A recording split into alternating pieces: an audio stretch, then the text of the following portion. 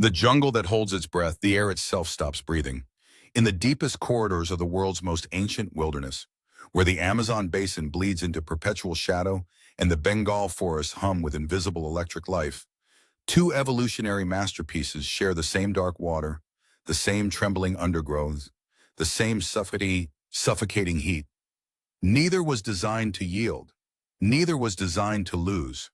And somewhere in the green cathedral silence, where both of them now exist, a confrontation older than human memory is about to begin again. If you have ever looked into the eye of something wild and felt the entire world shrink to a single terrifying point of focus, this series was made for you. Subscribe now and join us inside the most extraordinary predator confrontations nature has ever staged. Every part will take you deeper into territory most humans will never survive long enough to describe. Do not look away. The green anaconda moves like a secret. It does not announce itself. There is no roar, no flash of color against the dark green, no warning call from the canopy above. It simply exists, a living cable of muscle and scale, sometimes stretching beyond 6 meters from its blunt, heavy head to its tapered tail, sometimes exceeding 250 kilograms of coiled patient biological machinery. Scientists classify the green anaconda, Eunectes marinus, as the heaviest snake on Earth. Not the longest. That distinction belongs to the reticulated python of Southeast Asia. But the heaviest, the most massively built, the most capable of generating crushing pressure that no land animal was engineered to survive. In the waterways of the Amazon and Orinoco basins, the anaconda does not merely live. It presides. It does not need speed. It does not need venom or wings or the thunder of charging hooves. It needs only patience, a virtue refined over 65 million years of evolutionary pressure, long before the first true cats appeared on Earth. The anaconda's entire body is its weapon, from the jaw that stretches around prey far wider than its own skull, to the rear curving teeth designed not to chew, but to prevent escape, to the 4 massive muscular loops that can compress a victim's rib cage with a force exceeding 90 pounds per square inch. This is not a predator that chases. It is a predator that becomes the trap. And in a jungle where every shadow might be a coil and every calm surface might be a waiting mouth, patience is the most lethal weapon of all. Before we go further, drop a comment below right now. If you were walking through the Amazon at dusk and spotted an anaconda this size coiled along the bank ahead of you, what would your first instinct be? Most people say run. Almost nobody actually does. But something else moves through this same territory. Something amber-eyed and fire-striped that does not wait. Something that presses its chest to the cold earth when it stalks. That can hear a heartbeat through 3 inches of undergrowth. That accelerates from a dead crouch to a lethal sprint in under a second. The Bengal tiger does not share territory. It claims it, carves it, marks it with scent and scratch and sound so low it travels through the ground before reaching any ear. In the Sundarbans, that vast tidal labyrinth where Bengal forest meets the Bay of Bengal and mangrove roots reach into black river mud like the fingers of buried giants, tigers and large constrictors do not coexist the way deer and peacocks coexist. They tolerate, and tolerating in the predator world is always temporary. The humidity here is not weathered, it is a presence, a pressure that settles on every surface and refuses to leave.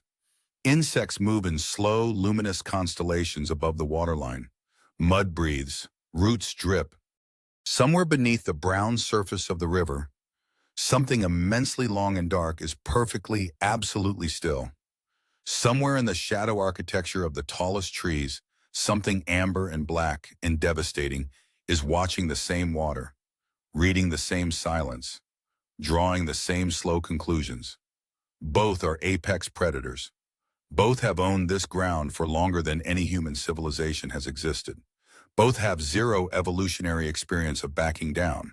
And the question that every wildlife biologist camping beside these rivers, every conservation researcher wading into this water with a camera, every breathless documentary crew holding its collective breath at the edge of the dark has asked in a whisper, Is the same question forming in your mind right now? What truly happens when they meet? Tell us in the comments who you are already betting on, tiger or anaconda. Give us your prediction before you see the evidence, and we will come back to it at the end. The answer may surprise you more than you expect. The jungle does not give answers freely. It only deepens. The water only darkens. And somewhere in the space between two sets of watching eyes, the most dramatic biological confrontation on the planet is already beginning to take shape. The tiger, born to rule. It moves through the forest like fire moves through dry grass, low, fast, inevitable, consuming everything in its path without apology or hesitation. The Bengal tiger is not simply an apex predator in the taxonomic sense. It is an apex predator in the deepest philosophical sense. An animal so perfectly constructed for the business of killing that its every physical feature reads like a field manual for dominance. To understand what happens when a tiger meets a giant constrictor, you must first understand exactly what a tiger is. And when you do, you will never look at one the same way again. A fully grown male Bengal tiger, Panthera tigris, stands approximately 1 meter at the shoulder and stretches up to 3 meters from nose to the base of its tail. Its weight ranges between 180 and 260 kilograms, with exceptional individuals recorded near 300. The Bengal tiger's jaw generates a bite force of approximately 1,050 pounds per square inch, enough to crack the femur of a fully grown buffalo, enough to sever the cervical vertebrae of a gauros that outweighs the tiger by 400 kilograms. No other big cat generates more crushing force per unit of body weight on a targeted bite. The canine teeth, sometimes reaching 7 centimeters in length, are not cutting instruments. They are anchors designed to hold and compress and disarticulate whatever they close upon. The forepaws are perhaps even more remarkable. A single swipe from an adult male tiger's forepaw, driven by a shoulder assembly generating forces over 1 metric ton of impact, travels at speeds documented between 40 and 50 miles per hour. Wildlife researchers studying tiger attacks have recorded instances where a single paw strike dislocated the cervical vertebrae of a large deer before the animal could react. The retractable claws, kept razor-edged by being sheathed when not in use, can reach 10 centimeters in the largest individuals.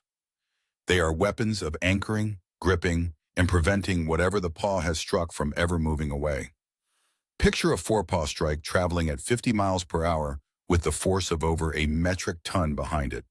Tell us in the comments, do you think even a 6-meter anaconda's skull could withstand that impact? Most people have a strong instinct here. Share yours below before we move on.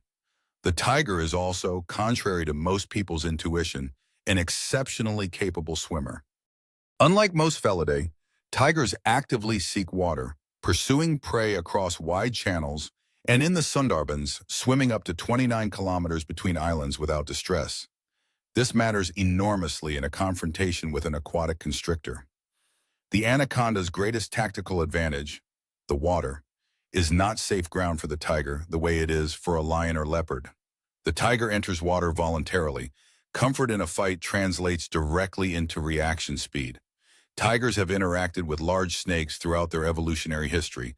Accounts from naturalists Jim Corbett and Kenneth Anderson describe tigers killing large Indian rock pythons with a consistent pattern, circling at safe distance, then launching a single explosive forward strike, pinning the snake's head under both forepaws simultaneously, followed by a sustained bite to the cervical region. The tiger understands at some biological level that a snake's danger lives in its ability to move. Remove that ability and the fight is over. Modern camera trap data from Ranthambore National Park supports this picture. Wildlife cameras have captured multiple incidents of Bengal tigers encountering Indian rock pythons, and in 2 confirmed cases, killing pythons exceeding 3 meters. The behavior is instructive. The tiger never shows the careless aggression it displays toward ungulate prey. It is focused, measured, deeply attentive, performing a complex real-time risk assessment that separates it from most other apex predators. The Siberian tiger, Panthera tigris altaica, adds another dimension. Larger on average than the Bengal, with males regularly exceeding 270 kilograms, Its layer of subcutaneous fat provides meaningful protection against external trauma. A 300-kilogram Siberian tiger presents a constriction problem that is mathematically significant. The larger the prey, the greater the pressure required to fully compress the thorax. Even the largest anaconda would struggle to sustain the necessary force across the full circumference of that body. And yet, for all its extraordinary architecture, the tiger is not invulnerable. Its speed is its salvation in most encounters. But speed requires space. And in the dense, tangled, waterlogged environments where large constrictors choose to live and hunt, space is exactly what disappears first. Before we move to the snake, give us your honest prediction in the comments. On land, in an open clearing with full room to maneuver, tiger wins or snake wins? Tell us what you think and why. The terrain question turns out to be the single most important variable in this entire matchup, and we will come back to your answers. The anaconda, older than fear. Before the first tiger ever opened its amber eyes on a trembling world, the snake was already here. Long before the Felidae family branched into existence during the Oligocene epoch, before the first saber-toothed ancestors prowled ancient grasslands, the serpent lineage had already completed tens of millions of years of refinement. Snakes as a biological order, Serpentes, first appeared approximately 100 million years ago. The ancestors of the modern constrictor emerged around 65 million years ago, at the precise moment the Chicxulub impactor ended the reign of the dinosaurs and cleared the ecological stage for new players. The anaconda did not evolve to survive the modern world. It evolved from the ruins of a world that no longer exists, and it survived everything that came after. The green anaconda, Eunectes marinus, is the supreme expression of everything the constrictor lineage discovered across those millions of years. A large females of this species grow significantly larger than males, a rare trait called reverse sexual size dimorphism, can reach lengths exceeding 8 meters in extreme recorded cases, though the average large female measures between 4 and 5.5 meters. A large adult female anaconda can exceed 250 kilograms, a mass of muscle and organ and scale compressed into a body cross-section of approximately 30 centimeters at its widest point. Approximately 80% of the anaconda's total mass consists of the powerful constrictor muscles arranged in layered bands around its axial skeleton. It is muscle organized into an engine for a single specific purpose. The reticulated python, Python reticulatus, adds another dimension. Found across South and Southeast Asia in precisely the ecosystems tigers also inhabit, the reticulated python holds the record as the world's longest snake. Verified specimens have exceeded 7 meters. A specimen measured at 7.67 meters remains one of the longest reliably recorded individual snakes in documented natural history. Unlike the anaconda, built for aquatic ambush, the reticulated python combines extraordinary length with formidable strength and a pattern of iridescent scales rendering it essentially invisible in filtered forest light. Its range overlaps directly with Bengal and Indo-Chinese tiger territory across India, Sumatra, Borneo, and the Malay Peninsula, making it, in terms of pure encounter probability, the more relevant animal in this matchup. Here is a question most people have never considered. Which do you think is more dangerous to a tiger? The anaconda hunting from water, or the reticulated python hunting from the forest floor? Drop your answer in the comments and explain your reasoning. The difference in terrain changes everything about how the fight begins. How the anaconda hunts is a study in the elimination of effort. It does not stalk the way a tiger stalks, burning calories across kilometers in pursuit of moving prey. Instead, it positions itself at a river crossing, a drinking spot, the base of a frequently visited tree, and becomes part of the landscape. Its coloration, a mottled pattern of dark olive and black blotches on a brown-green background, breaks its outline so completely that researchers have walked within 2 meters of large anacondas without detecting them. When prey approaches, the anaconda's strike is not the slow, heavy movement its mass suggests. High-speed camera analysis documents the full strike sequence, taking between 80 and 150 milliseconds, faster than the human eye can follow, faster than the human blink. Constriction kills more efficiently than most people understand. The common assumption that the snake squeezes until prey suffocates has been corrected by modern research. A landmark study published in the Journal of Experimental Biology found that constriction kills not primarily through respiratory failure, but through circulatory arrest. The pressure exerted by the anaconda's coils, measured at between 90 and 110 pounds per square inch, is sufficient to stop the heart directly by compressing the thoracic cavity so severely the cardiac cycle cannot complete. Death can occur in under 2 minutes. The prey's last experience is not slowly running out of air. It is an immediate total pressure the cardiovascular system cannot override. The crushing force is also dynamic. Every time the prey exhales, every time the chest momentarily contracts, the anaconda tightens its coils by precisely that amount, ratcheting pressure upward with each breath cycle. The prey never gets more space. It only ever gets less. This is constriction as engineering, a mechanical system of relentless progressive efficiency field-tested for 65 million years without a single significant modification required. The coils tightening by a fraction with every exhale, never releasing, only closing in. What do you think goes through the prey animal's body in those final seconds? Tell us in the comments. This is one of the most chilling sequences in the natural world, and we want to hear how it lands for you. When worlds collide, first contact. Every encounter begins before either animal sees the other.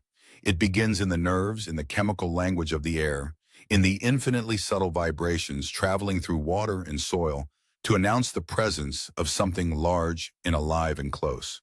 The tiger detects the snake first in almost every documented case, not through vision, though the tiger's binocular vision is approximately 6 times more sensitive than a human's in low light, but through the extraordinary sensitivity of its vibrissae, the long sensory whiskers that register pressure changes in the air with a precision wildlife neurologists describe as effectively a form of remote touch. The tiger knows something is wrong, for it can name what is wrong. And that ambiguity, knowing without knowing, is the most dangerous cognitive state a predator can inhabit. The anaconda does not detect the tiger primarily through sight.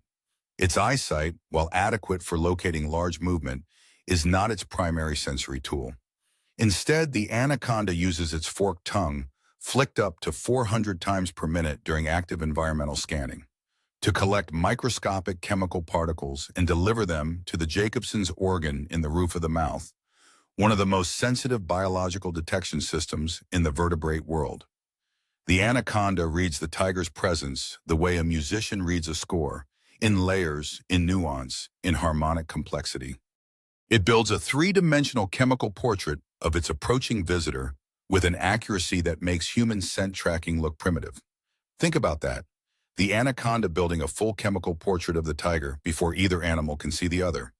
Does that change your sense of which animal holds the advantage in the opening moments of an encounter? Tell us in the comments. The psychology of first contact turns out to be as important as the physics of the fight itself. When the two animals finally make visual contact, what follows is one of the most studied sequences in tropical wildlife behavior. Field researchers consistently describe the same opening phase: distance and assessment. The tiger does not charge. The anaconda does not strike. Both enter a state of heightened suspended attention that wildlife ethologists describe as predator-to-predator recognition, a cognitive acknowledgement that the organism ahead is not prey. It is a rival. Rivals require a different calculus entirely. The tiger's body language in this moment is unmistakable.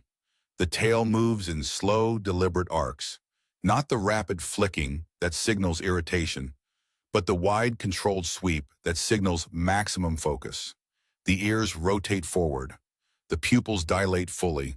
The head lowers until the chin is nearly level with the chest, and the entire weight shifts backward onto the hindquarters, loading the massive leg muscles with potential energy that can release into a forward lunge in less than 60 milliseconds.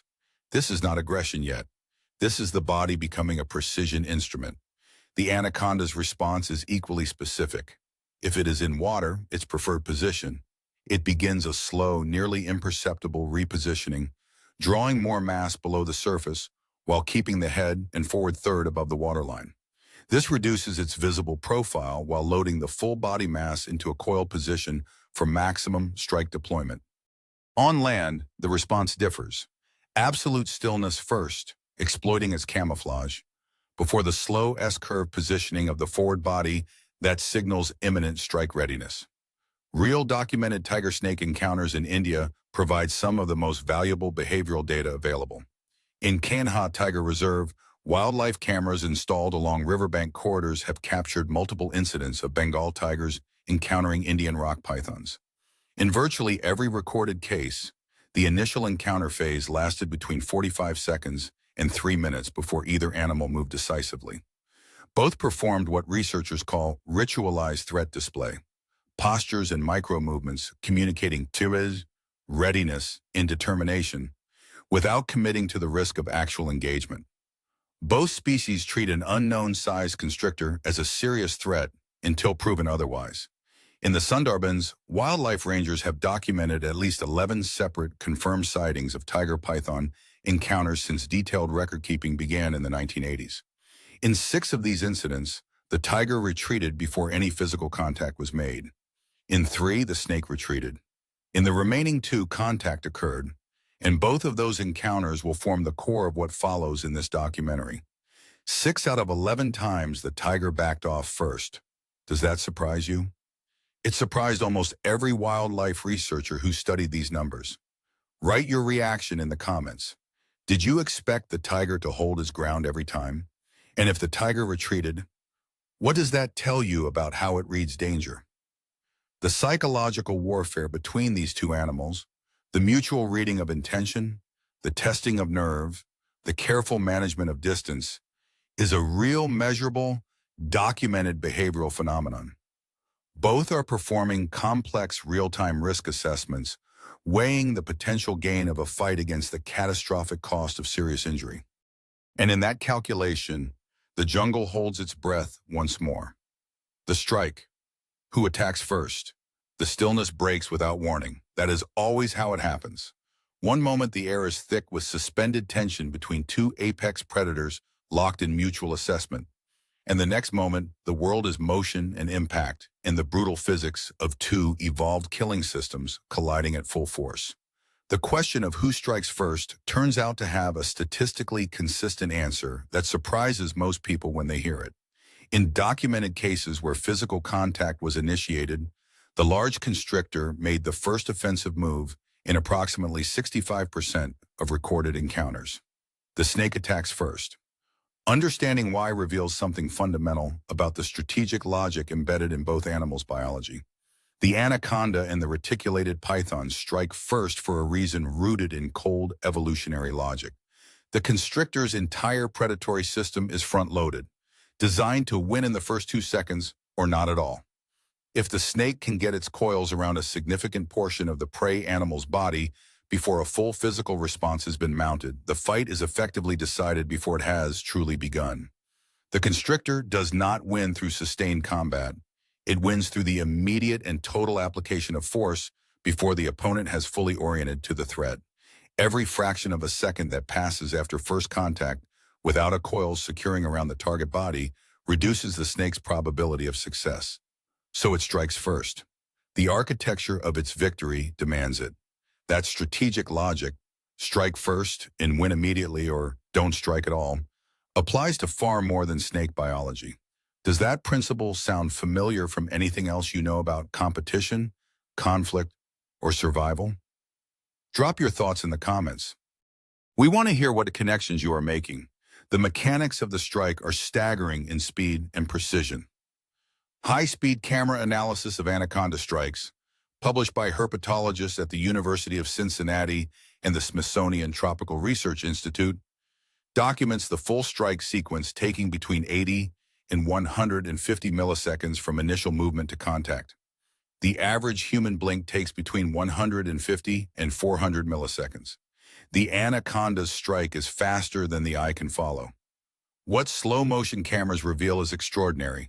The S-curve of the forward body uncoiling like a released spring, the head driving forward with the mouth opening to maximum gape angle in the final 30 milliseconds, the rear curving teeth hooking into the target surface upon contact, and simultaneously, in that same sub-second window, the first loop of the body beginning its wrap around the target. The first coil is the decisive one. If it secures a broad section of the prey's body, particularly the chest or throat, the anaconda's probability of achieving full compression rises dramatically. If it misses or secures only a limb, the prey's response can disrupt the entire sequence before it can be completed.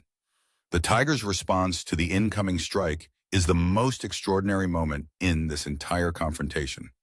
The forepaw swipe, that 50-mile-per-hour impact weapon, is the tiger's primary countermove in the opening milliseconds. Wildlife researchers analyzing tiger responses to snake strikes describe it as a reflex arc of exceptional speed. The moment the tiger's sensory system registers the snake's movement, a neural pathway bypassing conscious processing drives the nearest forepaw into the trajectory of the incoming strike. This is not a decision. It is a system. And against a snake's head traveling at anaconda strike speeds, a tiger forepaw in counter motion at 50 miles per hour creates an impact of considerable violence. In documented cases reviewed by researchers at the Wildlife Conservation Society, tigers that successfully intercepted a python's initial strike with a forepaw blow were observed to stagger the snake, disrupting its body position, breaking the S-curve, and in at least one documented case, driving the snake's momentum backward into the ground hard enough to temporarily stun the animal. The tiger's follow-up, a targeted bite to the snake's head or neck while it is disoriented, is executed within the same second.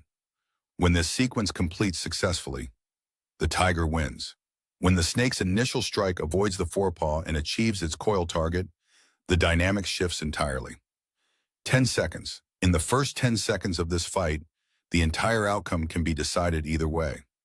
If you had to bet on what happens, tiger intercepts and counter bites, or anaconda coil secures and compresses, what would you choose? Tell us in the comments with your reasoning. The next part is built on what happens when the bet goes the snake's way. Real footage from wildlife cameras in Sumatra and Malaysia documents at least 3 confirmed tiger-python encounters from the past 15 years, where the initial strike phase was captured on film. In 2 of the 3 incidents, the tiger's forepaw response was fast enough to disrupt the snake's first strike. In 1, it was not. That single incident forms the documentary evidence for the most chilling sequence in this entire story. What happens when the coils close and the tiger cannot get out? The coil. When the snake wins. There is a particular kind of darkness that settles over a scene when a constrictor achieves full engagement. Not the darkness of night or forest shadow, but a quieter, more absolute darkness, the absence of struggle where struggle should be. The moment the coils close and the prey animal's body is encompassed on 3 or 4 planes simultaneously, something fundamental changes in the nature of the encounter. It is no longer a fight, it is a process. And processes, unlike fights, always finish the same way. Documented cases of large constrictors overwhelming big cats are not common, but they are not as rare as most people believe. They exist in scientific literature, in the records of wildlife rangers and field researchers, and in a small but verified collection of camera trap footage from the forests of Southeast Asia. What these cases reveal is that outcome is not determined by size alone, or strength alone, or even speed alone. It is determined by the geometry of the engagement, specifically whether the constrictor achieves full loop contact across the thoracic region before the prey animal has mounted effective resistance. When that geometry is achieved, the physiological mathematics becomes unambiguous. The most well-documented case of a large constrictor defeating a big cat involves a reticulated python and a leopard in Sulawesi, Indonesia, captured on a wildlife monitoring camera in 2009 and studied by researchers from the Indonesian Institute of Sciences. The leopard, an adult female estimated at 40 to 50 kilograms, was killed and partially ingested by a reticulated python estimated at approximately 5 meters in length. The camera footage shows the initial strike occurring at a water crossing where the python had been in ambush position for several hours. The leopard's response was rapid and violent, 3 distinct paw strikes visible before the python's coils achieved full thoracic engagement. But the python's forward body had already wrapped 2 loops around the leopard's midsection and chest before those forepaw responses began. Within 22 seconds of the initial strike, the leopard's visible resistance had ceased.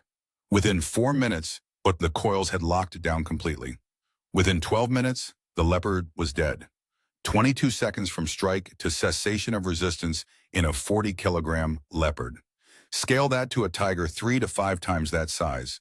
Does the math get better or worse for the snake? Think carefully before you answer, because the relationship between prey size and constriction efficiency is not linear. Tell us your analysis in the comments. This is where the real biomechanics debate begins. What happens physiologically inside those 22 seconds is the most medically precise and simultaneously most disturbing sequence in predator biology.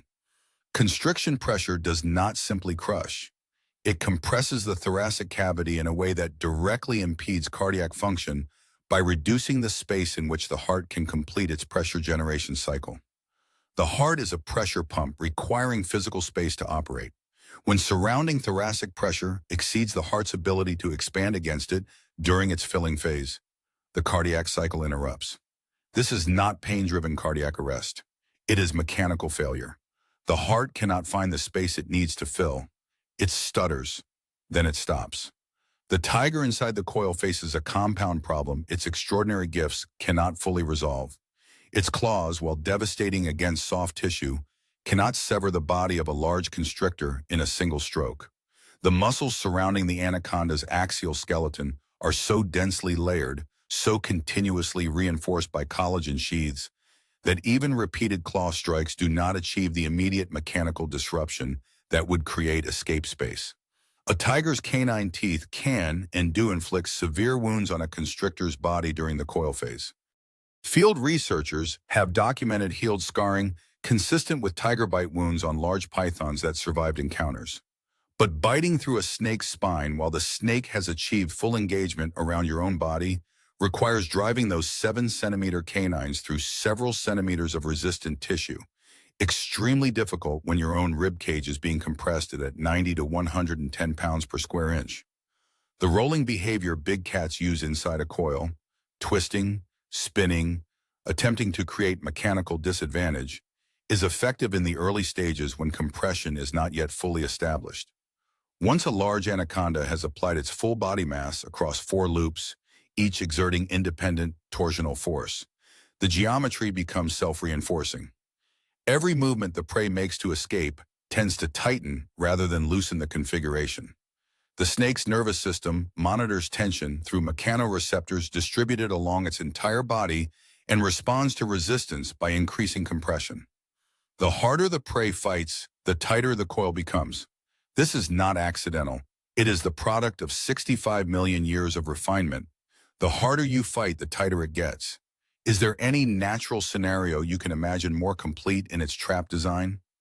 Tell us in the comments, Oman, and more importantly, what would a tiger need to do differently from the very first second to avoid this outcome? The answer to that question is exactly what we cover next. The counterattack, when the cat wins. But the coil does not always close. And when it fails, when the tiger's speed, instinct, and explosive power prevent the snake from achieving full engagement, what follows is one of the most asymmetric reversals in the natural world. The same animal that represented total annihilation inside the constrictor's loops becomes, in the open space of a broken engagement, something close to unstoppable. The tiger's capacity for targeted neurological violence, for ending a fight through a single precisely placed act of destruction, is at its most lethal when the snake has lost its primary advantage. And the tiger knows exactly where to aim. The documented behavior of tigers killing large snakes follows a pattern so consistent across different regions and subspecies that wildlife ethologists believe it represents a genetically encoded predatory template rather than individually learned behavior. When a tiger achieves dominant position, meaning it has disrupted the initial strike, maintained freedom of its forepaws and hindquarters, and reduced the distance to the snake's head to striking range, it targets the neck and base of the skull. Always, the cervical vertebrae, In the narrow portion of the neck where the skull transitions to the thicker body are the structural vulnerability the tiger's canine teeth are perfectly proportioned to exploit. A bite-achieving purchase on the cervical vertebrae and driving those 7-centimeter canines through the muscle sheath to the bone can sever the spinal cord completely. Death is instantaneous. The tiger goes for the neck. Always the neck. Why do you think evolution settled on that specific target? Most people assume pure instinct without asking why the instinct developed. Tell us your theory in the comments. The answer connects to something deeper about how predators encode generational learning into biology. Cases where tigers have successfully killed large pythons are documented in both historical natural history records and modern camera trap data. Jim Corbett, whose first-hand accounts of Bengal tiger behavior in the forests of Kumaon remain among the most reliable observational records of the pre-camera era, described in his 1944 work, a direct observation of a tiger killing an Indian rock python of approximately 4 meters. The account describes the tiger circling at about 3 meters distance, then launching a single explosive forward strike that pinned the python's head to the ground under both forepaws simultaneously, followed by a sustained bite to the cervical region, maintained for over 40 seconds until the python ceased all movement. Modern camera trap data from Sumatra supports the same picture. In footage captured by Wildlife Conservation Society, researchers in the Lucer ecosystem, one of the last places on Earth where tigers, orangutans, elephants, and large pythons share the same forest. A subadult male Sumatran tiger was filmed killing a reticulated python of approximately 3.5 meters in 2016. The full engagement lasted 68 seconds from initial movement to the python's death. Forepaw pin of the head, followed by sustained cervical bite, precisely as Corbett described decades earlier. What was additionally notable? The tiger used its hindpaws to pin the snake's thrashing body coils during the kill, preventing any wrap position in its defensive response. Speed is the absolute categorical advantage of the cat in any open encounter. A tiger can move its forepaw from rest to full extension in under 60 milliseconds. The reaction arc from threat detection to full physical response is measured at under 100 milliseconds in controlled behavior studies. These numbers describe a predator whose response time falls below the threshold at which even a fast-striking constrictor can adapt mid-movement.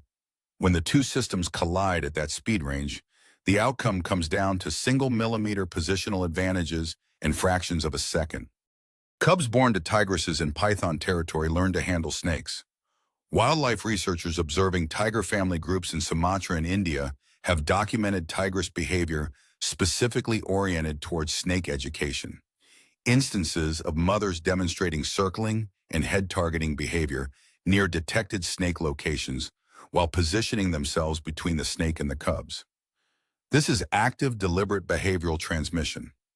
The tigress is teaching. The cubs are learning focused assessment rather than panic. The difference between a tiger that survives a constrictor encounter and one that does not.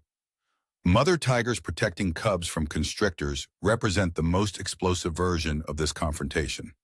When cubs are present, the tigress's fight threshold drops to 0. She will not circle and assess. She charges at the snake with a directness and ferocity qualitatively different from any other behavior in the tiger's repertoire. In the Sundarbans, wildlife wardens have reported at least 4 incidents of tigresses actively killing large pythons near their den sites. In all 4 cases, the engagement was immediate, targeted, and extraordinarily violent. The snake dead in under 2 minutes. A mother tiger charging a 5-meter python with no hesitation, no assessment, just immediate total force. Can you think of any other natural scenario where protective instinct produces that level of explosive targeted violence? Tell us in the comments. And tell us, does knowing about this change how you think about who ultimately wins the overall matchup? Who really wins?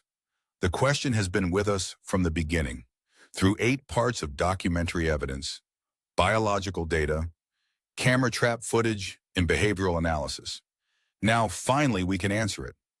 Not with the satisfying simplicity of a declared winner, because the natural world does not work in those clean, dramatic terms, but with the weight of real data, real science, and real observations from the places where these animals actually live and occasionally definitively meet. Begin with the numbers. A large female green anaconda weighs up to 250 kilograms. A large male Bengal tiger weighs up to 260 kilograms. These animals are more closely matched in mass than most people realize. The reticulated python, lighter per meter, but exceeding the anaconda in total body length, presents a different threat. In a constrictor, length translates directly to coil surface area, meaning a longer snake can encompass more of a prey animal's body simultaneously.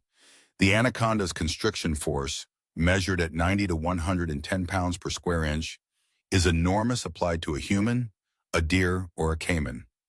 Applied to a tiger, that same pressure operates across a much larger surface area distributed across a much heavier body.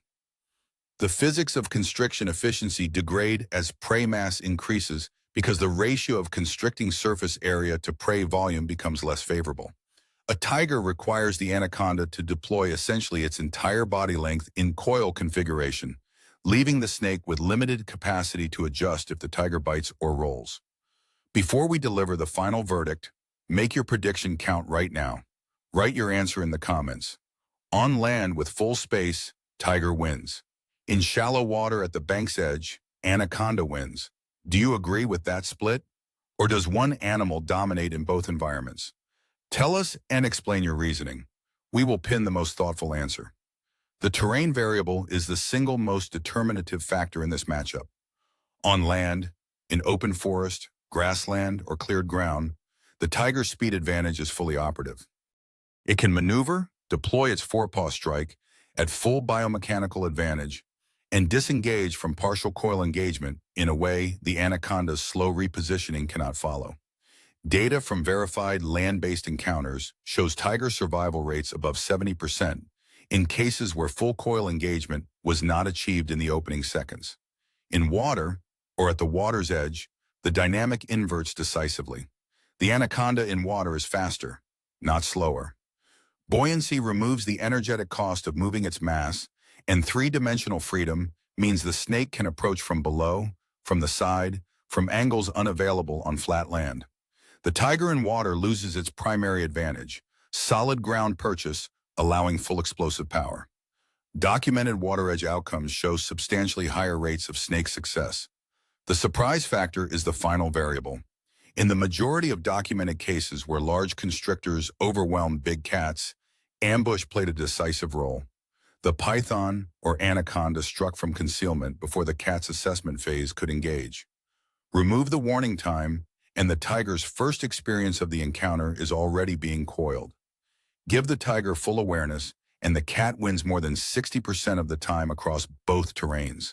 The single most consistent predictor of outcome is not size, not strength, not even speed. It is which animal achieved first strike position, and whether that first strike delivered the engagement geometry its predatory system requires to win. This matchup has no universal champion. It has a terrain champion and a surprise champion, and they are different animals. The anaconda is the inheritor of a biological system 65 million years in the making. The tiger is the product of a scant 3 to 4 million years of felidae evolution, and yet has developed a predatory system of such speed and precision that it can overcome that 65 million year head start in the right circumstances.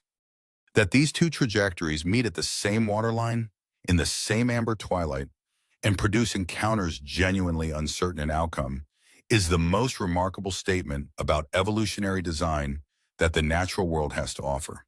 Neither animal exists in safe numbers today. The Bengal tiger's wild population stands at under 3,000 individuals. The anaconda's Amazon watershed loses hundreds of thousands of hectares of forest every year. The contest between these two animals is ancient, absolute, and extraordinary.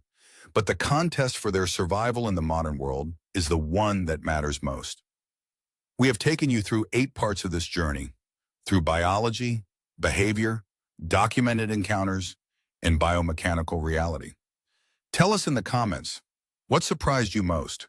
Was it the cardiac arrest mechanism of constriction, the tiger's 50-mile-per-hour forepaw strike, The fact that the tiger retreated first in more than half of observed encounters? Write your answer below, share this with someone who loves wildlife, and tell us what matchup you want us to cover next. The jungle is full of questions. We will be here with the answers.